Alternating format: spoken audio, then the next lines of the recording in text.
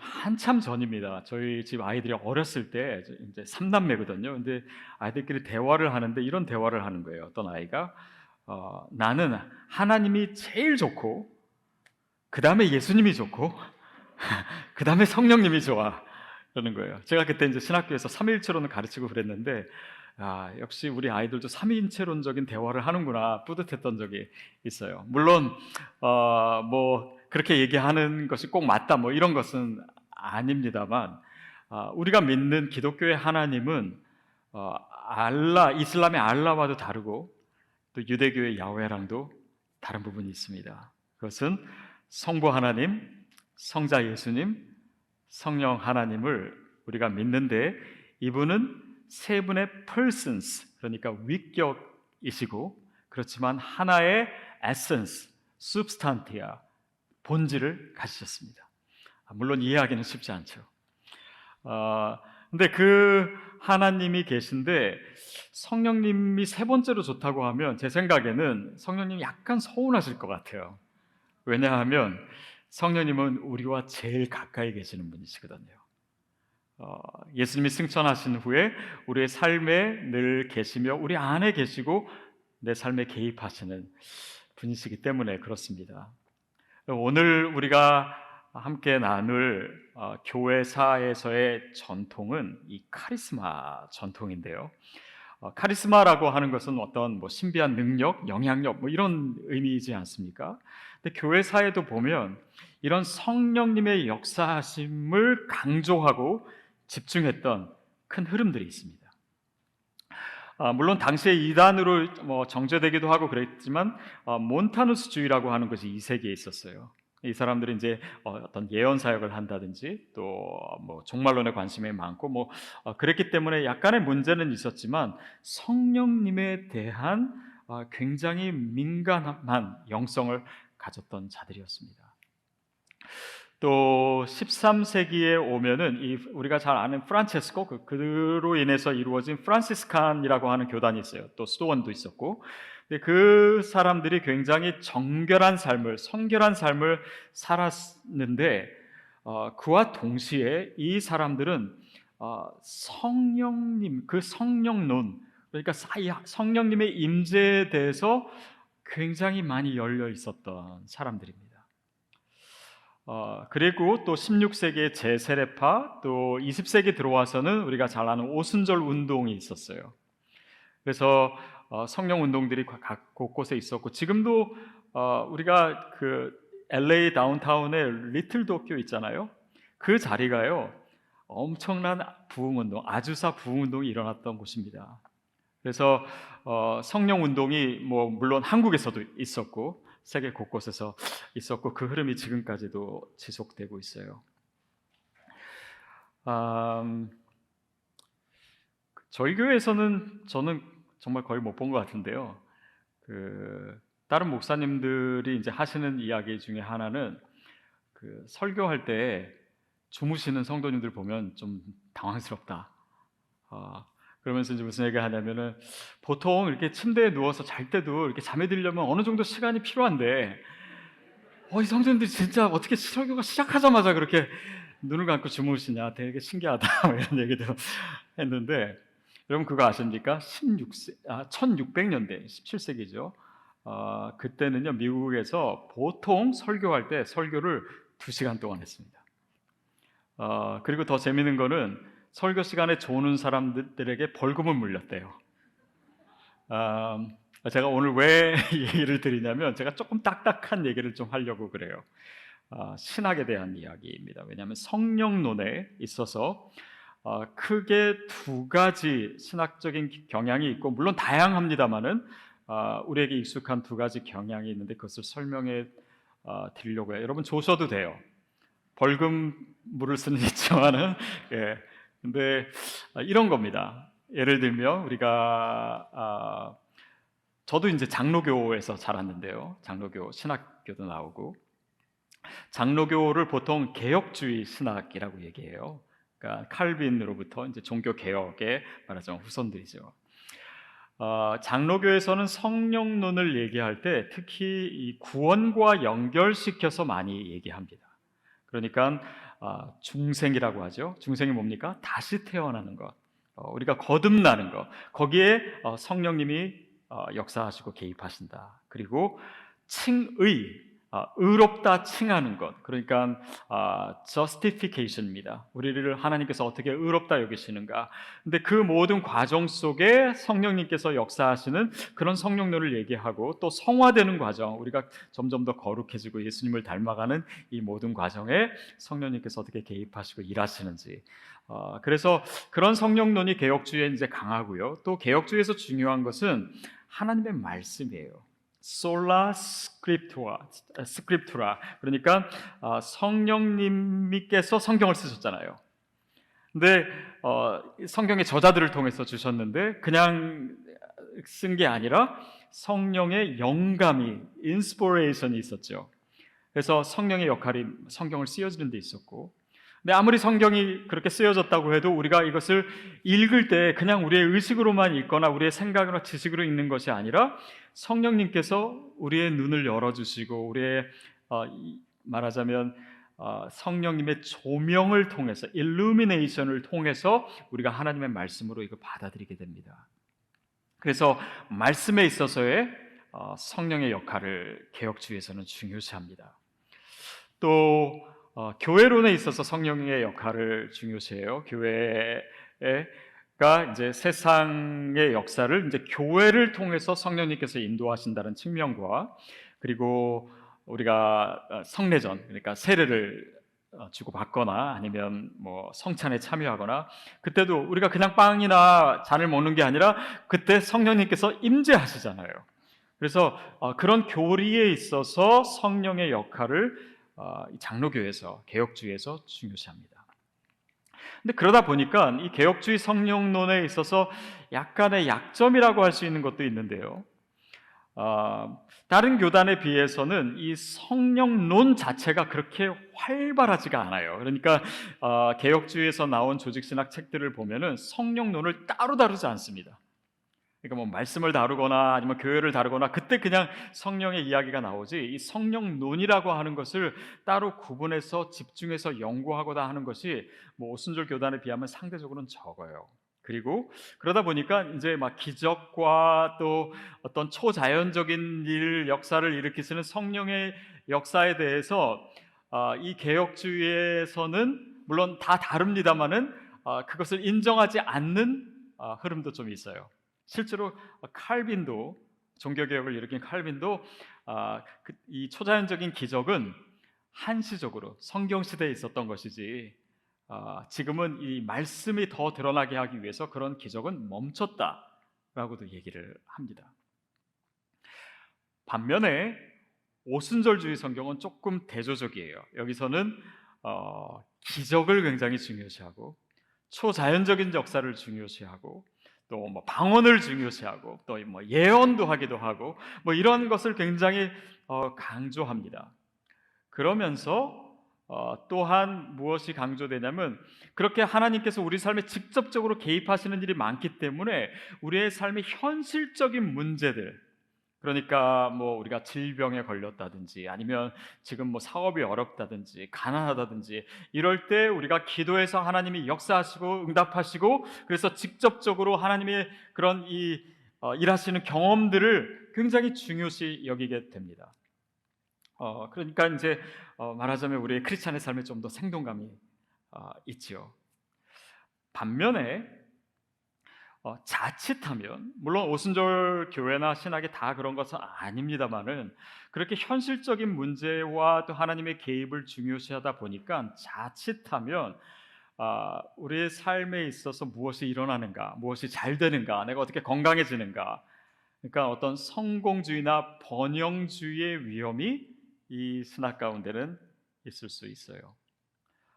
그리고 또 그러다 보니까는 이 개인적인 영성에 있어서 그냥 성령님의 역사는 중요한데, 조금 더 시야를 넓혀서 크리스찬의 역할, 또 사회 속에서의 교회의 역할, 이런 거에 대해서는 상대적으로 강하지 못했다라고 하는 비판도 있습니다. 물론 교회에 따라 또 다릅니다만, 그런 역사성이죠.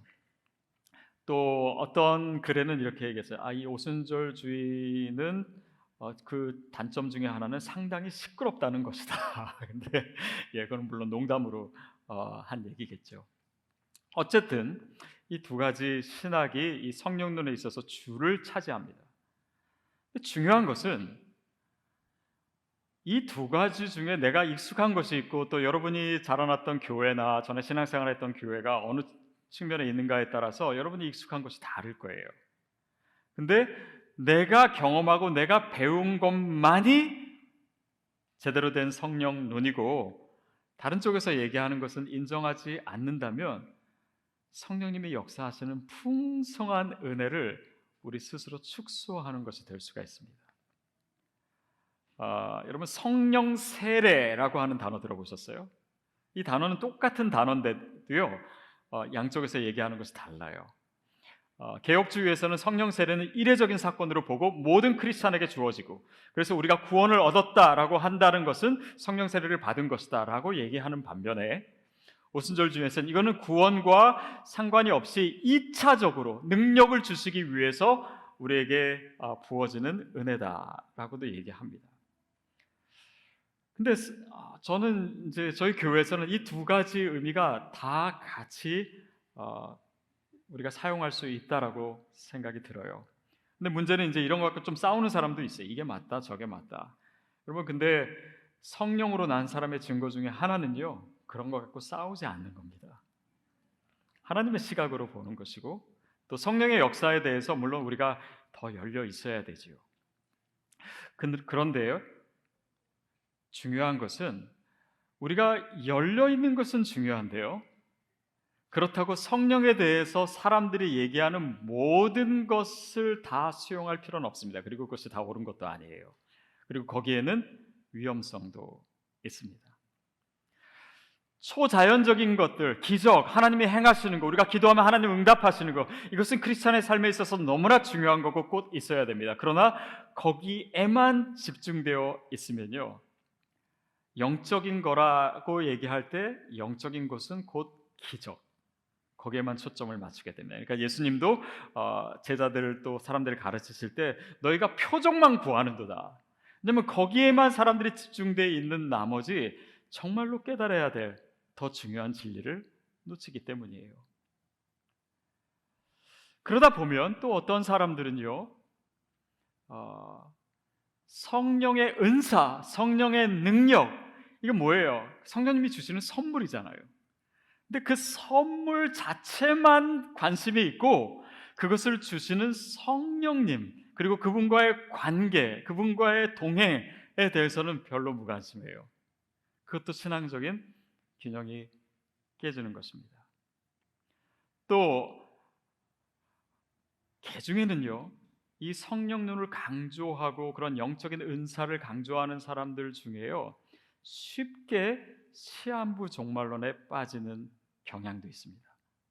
대부분 나를 영적이라고 얘기하는 사람들이요, 거기에 많이 또 열려 있는 것도 사실이에요. 더욱이 요즘처럼 팬데믹 기간에 유튜브 많이 보시는 분들 많잖아요. 근데 혹시라도 뭐 그런 이 시한부 종말론에 관련된 영상을 보시는 분들은 그걸 하나 보면 또 나오고 또 보면 또 비슷한 거 나오고, 그래서 그게 전부인 것처럼 생각하고, 더욱이 요즘 기후 변화가 심상치 않고 이거다 정말 세상 종말 오는 거 아닌가, 그러다가 뭐 여기서 세계 정부 얘기를 하고 뭐 베리칩이나 바코드를 얘기하고 뭐 프리메이슨이나 뭐 일루미나티 뭐 이런 얘기들 잔뜩 들어놓으면은 뭔가 그들만 영적인 지식을 갖는 것 같고 또 어떤 면에서는 어떤 면에서 좀 두렵기도 하고, 근데 사실은 그런 이야기들은요 대부분 성경적이지 않습니다. 그리고 일종의 특수한 사람만이 특별한 영적을 지식을 갖는 마치 예전의 영지주의와 같은 형태를 가져요. 그래서 우리가 성령론에 대해서 얘기하면서 이런 기본적인 그리고 조금 더 넓은 스펙트럼에서의 성령에 대한 이야기를 배경으로 갖고 있어야 우리가 내가 지금 어느 스펙트럼 안에서 어디에 있는지 스스로의 신앙을 좀 객관화시킬 수도 있고, 또 무엇이 좀 더 건강한 성령론인지도 우리가 알 수가 있습니다. 그래서 이 배경을 가지고 오늘 본문에 들어가도록 할게요. 별로 많이 안 졸리셨죠? 네. 오늘 본문 말씀 6절 7절 말씀 우리 같이 읽겠습니다. 시작. 육으로 난 것은 육이요 성령으로 난 것은 영이니 내가 거듭나야 하겠다 하는 말을 알라. 육으로 나는 것은 육이요 영으로 난 것은 영이다. 예수님께서 그것을 구분하고 계십니다. 근데 지금은 영적인 것을 얘기하시려고 하시는 건데 그 성령께서 하시는 일을 말씀하시면서 뭔가 기적과 표적과 막 죽은 사람이 살아나고 그런 이야기를 하시지 않고 네가 거듭나야 한다. 니고데모에게 그렇게 말씀하십니다. 성령님의 역할은 아까 우리가 개혁주의를 얘기하면서 얘기했듯이 거듭남, 그러니까 우리의 존재론적인 변화에 있어서 성령의 역사가 중요합니다. 성령님이 우리 안에 오셨다면요, 그분이 내 안에서 일하시는 것을 내가 느껴요. 변화되기 시작합니다. 예수를 믿었기 때문에, 내가 입으로 고백했기 때문에 이날 당장 천국 가는, 이것이 믿음의 전부가 아니라 성령님께서 내 안에 들어오세요. 그래서 내 삶에서 나를 조금씩 어떤 사람은 드라마틱하게, 어떤 사람은 한순간에 변화시키시는 거예요. 그래서 오늘도 제가 예배 들어오기 전에 한 성도님과 말씀을 나눴는데 이분은 60년 동안 피우시던 담배를 끊으셨어요. 근데 이거를 뭐 누가 끊으라고 해서 끊은 게 아니라 이제 교회에 와서 또 MC에서 성경을 읽다 보니까 이제 성경을 읽는 자신이 늘 책을 보면서 담배를 피셨대요. 근데 어느 순간 성경을 보면서 담배를 피고 있는데 이게 좀 이상하다. 그러면서 담배 끊으시는 생각을 하시면서 지금은 굉장히 자유해지셨어요. 조그만 변화든 큰 변화든 하나님께서 일하십니다. 마치 우리 차세대 아이들 안에서 일하시듯이요. 그러면서 정말 어떤 물이 포도주가 되는 그런 기적도 기적이지만 나를 그렇게 변화시키는 것이 더 큰 기적인 줄 믿습니다. 그리고 그런 기적이 여러분에게 있기를 바라요. 하나님께서 내 안에서 일하시면서 그러면서 영은 영이다 이것을 구분하시는 이유는 그렇게 되면서 내가 보는 것, 보이는 것으로부터 조금씩 자유해지기 시작해요. 또 드러나는 것, 육신의 자랑, 탐욕 이런 것들에 사로잡혀 있던 나의 삶이 그거로부터 조금씩 자유로워지면서 하나님으로 채워집니다. 주님의 말씀으로 채워져요. 내 안에서 뭔가 영적인 체질이 변화되고 있어요. 그것이 점진적이든 아니면 이례적이든 일시적이든. 제가 사진을 하나 보여드릴게요. 이게 뭡니까? 살몬입니다. 그렇죠? 예. 근데 여러분 이게 구분이 가실지 모르겠는데 그 연어가요 어릴 때는 보통 강가에서 강 바닥에서 삽니다. 근데 어느 정도 이제 얘가 자라게 되죠. 그러면 바다로 나갈 준비를 해요. 그러면서 몸이 변화되기 시작하는데 그거를 이 스몰티피케이션이라고 합니다. 근데 이게 뭐냐면 여러분이 구분이 되실지 모르는데 몸이요 이 위에 게 어린 그 살몬이고요 밑에 게 이제 좀 더 자란 건데 바다 나갈 준비를 하는 이 스몰티피케이션이 일어나고 있는 살몬입니다. 몸이 더 유선형으로 변하게 되고요 지느러미가 더 단단해집니다. 그리고 비늘 색깔도 변하게 되고 그리고 아가미도요 이렇게 화학적 나트륨이나 아니면 칼륨을 잘 견디는 형태로 변화된대요. 그래서 바다에 가서 살기에 최적화되는 것이죠. 예, 그만 보여주셔도 됩니다. 이거 보시면서 저거 싱싱할 때 회를 쳐야 되는데 이런 생각이 드셨을 수 있는데 여러분 이거를 보여드린 이유는 우리가 거듭난다라고 하는 것이 바로 이런 의미입니다. 우리가 나를 위해서 세상의 것에 사로잡혀서 육에 사로잡혀서 살다가 이제는 하나님께서 보여주시는 어떤 영적인 세계, 그것은 뭐 기도원이나 아니면 교회 뭐 이런 차원이 아니라 내 삶에서 하나님 나라가 펼쳐지는 새로운 삶으로 이끄시기 위해서 나를 변화시키시는 거예요. 우리의 영적인 삶에도 이 스몰티피케이션이 일어나기 시작합니다. 그리고 내가 그것을 느껴요. 그러는 가운데 내가 회개하게 되고요. 그러는 가운데 내 옛 자아를 내려놓게 되고, 그 다음에 새로운 삶을 위한 준비를 하게 되고, 새로운 목표가 생기고, 그전에는 내 뜻대로 살았지만 이제 내 뜻이 아니라 하나님 뜻대로 살고 싶은 마음이 생기고, 이제는 내 계획이 아니라 하나님의 계획대로 살겠습니다. 그리고 내 능력이 아니라 하나님의 능력대로 살겠습니다 라고 하는 믿음 가운데 성령님이 그 삶에 역사하시기 시작하시는 거예요. 그래서 이런 존재론적인 변화는 개혁주의에서 강조한 것이라면, 이 8절 말씀 그 다음 구절은요, 오순절에서 얘기한 성령의 의미와 더 가깝습니다. 우리 같이 읽겠습니다. 시작. 바람이 의미로 불되 내가 그 소리를 들어도 어디로 가는지 알지 못하나니 성령으로 난 사람 다 그러하니라. 존재론적인 변화도 있지만요, 우리 삶에 실제로 일어나는 역동적인 변화도 있습니다.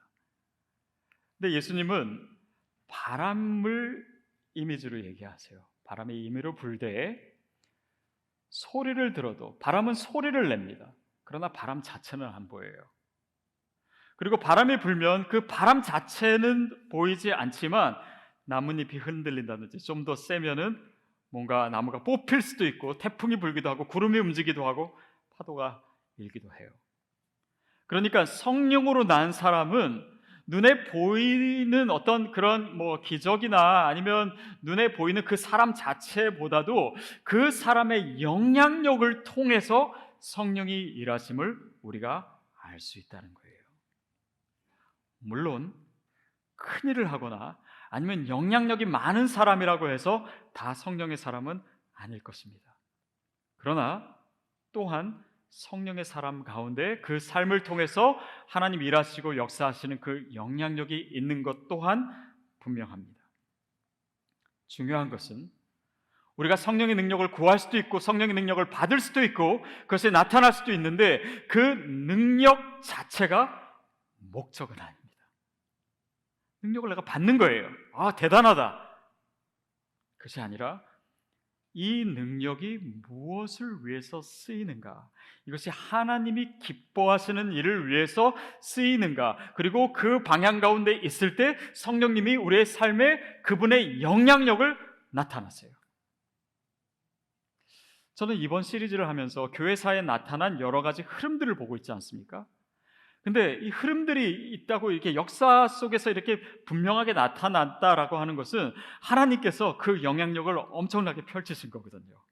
어떤 개인을 통해서 아니면 어떤 수도원을 통해서 어떤 신학을 통해서 하나님께서 굉장히 크게 일하신 건데, 그러니까 이 흐름을 보는 것만으로도 하나님이, 성령님이 언제 역사하시는지, 무엇을 기뻐하시는지, 무슨 일을 하기를 원하시는지가 드러나는 거예요.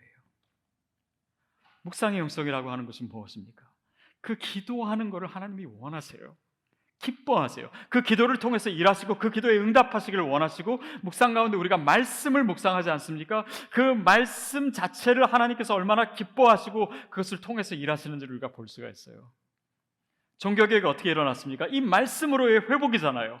그러니까 하나님이 기뻐하시는 일을 하니까 그분의 영, 그러니까 성령의 파워가 그 사람과 그 운동을 통해서 역사 속에서 드러나는 것이에요. 하나님 기뻐하시는 거예요. 성결을 하나님께 기뻐하십니다. 거룩한 자를 통해서, 하나님 거룩한 자를 통해서 일하시기를 원하시고, 그 사람뿐만 아니라 그 가정과 주변과 이웃과 그 마을과 도시와 그 시대를 정결케 하시기를 기뻐하시는 거예요. 그러니까 주님이 기뻐하시는 일을 감당할 때 하나님이 당연히 일하시죠. 또 이게 모두가 다 성령의 역사입니다. 그러니까 다음 시간에 사회 정의에 대해서, 그러니까 하나님께서 사회 속에서 정의를 선포하시고 그 정의를 실현하시는 것을 얼마나 중요하게 생각하시고 기뻐하시는지. 아까 아주사 스트리트에서 일어났던 부흥운동에서 얘기했는데요, 그 부흥운동의 핵심에 누가 있었냐면 윌리엄 시모라고 하는 흑인이 있었습니다. 근데 거기서 이제 집회를 하는데 수천 명의 사람들이 몇 년 동안 거기서 엄청난 부흥이 일어난 거예요. 근데 그 사람이 물론 흑인이었어도 그랬지만 그 당시에 인종차별, 사회 문제에 대해서 크리스찬들이 움직이기 시작합니다. 그러니까 이 영적인 역사가요, 이 사회 문제를 다루는 이 인종 문제를 통해서 엄청난 파장을 만들어내고 세상을 변화시킨 거예요. 하나님이 기뻐하셨구나. 그것이 하나님이 원하시는 일이었구나. 그래서 성령님께서 일하셨구나 느끼게 돼요. 복음 전파하는 것도 마찬가지죠. 사도 바울을 통해서 어떻게 그렇게 하나님께서 역사, 한 개인을 통해서 어떻게 그 유럽의 역사와 아시아의 역사를 바꿀 수 있었겠습니까? 하나님이 기뻐하시는 일이었기 때문에.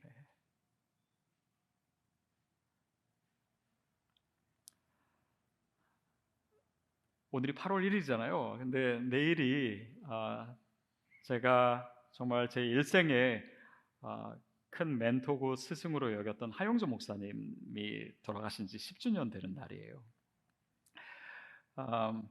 그래서 설교 준비하면서 이제 목사님 생각이 좀 났는데, 제가 몇 년 전에 하와이에서 제가 제자 훈련을 받았잖아요. 근데 거기가 이제 YM 선교단체에서 하는 건데, 거기서 강의를 제가 계속 듣는데, 여기서 이제 주로 많이 얘기하는 게 이제 하나님의 음성을 듣는 법에 대해서, 그리고 되게 영적으로 민감하려고 애쓰는 그런 분들입니다. 그래서 거기서 있으면서 이제 많이 도전도 받고 그랬는데, 예전에 몇십 년 전에 하영조 목사님 또 사모님 두 분이 거기서 훈련을 받으셨거든요. 나 같은 강의를 들으시면서 하 목사님 무슨 생각하셨을까? 그게 갑자기 궁금해졌어요. 그래서 제가 사모님께 문자를 드렸습니다. 그래서 하 목사님 여기 계실 때 이런 거에 대해서 어떻게 생각하셨고, 하 목사님 하나님 음성을 어떻게 들으셨냐고. 근데 사모님이 답을 해주셨는데, 어떻게 얘기하셨냐면, 하 목사님은 뭐 예언을 하시거나 그러시진 않으셨지만 하나님이 뭐를 기뻐하시는지를 알아차리는 특별한 영적인 직관력이 굉장히 뛰어나셨대요. 그래서 이거 하나님이 기뻐하신다라고 하면은 곧바로 순종하고, 곧바로 순종하고. 그래서 뭐라고 표현하셨냐면, 하 목사님은 하나님의 효자였다고 얘기하시더라고요. 여러분, 우리가 방언을 하거나 예언을 하거나 기적을 행하거나 뭔가 그런 초자연적인 역사가 성령의 역사인 거 분명합니다. 그런데 그것은요, 방법론이에요. 문제는 우리가 그분과의 친밀한 관계 속에서 하나님이 무엇을 기뻐하시는지를 내가 알고 순종하는 것, 그 삶을 통해서 성령님께서 일하십니다. 하나님 나라의 운동은 바로 그렇게 일어나는 거예요. 그래서 저와 여러분이 영적으로 열리게 되기를 바랍니다. 하나님이 나를 통해서 뭘 하기를 원하시는지, 뭘 기뻐하시는지, 그리고 그 주님의 음성에 순종할 수 있도록 내가 영적으로 준비되어 가는 이 성령의 역사가 오늘 우리의 삶에도 이루어지기를 바라요. 우리의 개인적인 삶에서, 아까도 우리가 뭐 CMC 얘기를 나눴는데, 하나님은 내 삶을 통해서 과연 무슨 일을 하기를 원하실까? 내가 원하는 것이 아니라 하나님이 원하시는 것이 뭘까? 하나님이 기뻐하시는 것이 무엇일까? 그 기쁨이 내가 주님과 가까워질수록 그것이 일치되고, 주님의 마음이 내 마음이 되고, 주님의 기쁨이 나의 기쁨이 되고, 그것이 우리의 믿음이 성장하는 것이고, 정말 주님을 닮아가는 것이고, 그것을 통해서 하나님이 내 삶을 통해서 일하고 계시려. 그것이 크던 작던 하나님이 내 삶을 통해서, 성령님이 나를 통해서 일하고 계시는구나, 그것을 느끼는 거예요. 그럴 때 하나님의 파워가 나타납니다. 성령의 영향력이 나타나요. 예수님 보세요.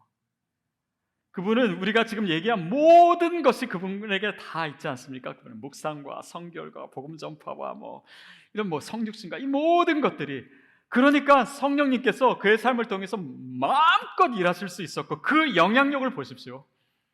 전 세계에 지금까지 성령님께서 일하고 계시잖아요. 요즘처럼 이 팬데믹 상황이 힘들고, 또 우리가 할 수 있는 일이 굉장히 적게 느껴지고, 또 그냥 기독교 또 교회도 모이기가 어렵고, 우리 자녀들 이 세대는 점점 더 하나님으로부터 멀어지는 것 같고, 세속주의는 점점 더 흥행하는 것 같고, 그리고 이 매모니즘이 판치고 있는 이 시대 가운데 어떤 부흥의 역사가 있을까? 그러나 여러분, 성령님께서 그 일을 하십니다. 저와 여러분을 통해서 그 일을 하시기를 원하세요. 우리 교회를 통해서 주님께서 분명히 하실 줄로 믿습니다. 그것을 내가 느끼는 거예요. 성령님이 내 안에 일하고 계시구나. 나를 변화시키고 계시구나. 나를 세상으로 보내시고 계시는구나. 나로 하여금 세상 속에서의 새로운 삶을 살게 하시는구나. 그러는 가운데 어느 순간 하나님의 영이 나에게 부어지고 내가 갖지 못했던, 내가 상상할 수 없는 하나님의 능력이 나타나기 시작합니다. 저는 저와 우리의 모든 삶에, 우리 자녀들에게 그 성령의 역사가 있을 줄로 믿습니다. 그리고 예수님께서 말씀하신 것처럼 바람이 어디로부터 와서 어디로 가는지 알지 못하는 것처럼 성령으로 난 사람은 다 그러하니라. 성령으로 난 사람은 하나님이 내 삶을 통해서 그렇게 일하시는데도 불구하고요, 내 자신이 드러나지 않습니다. 아니요, 드러난다고 할지라도요, 끝까지 겸손할 수 있어요. 왜냐하면 이것 일하시는 분이 내가 아니라는 것을 내가 알기 때문에.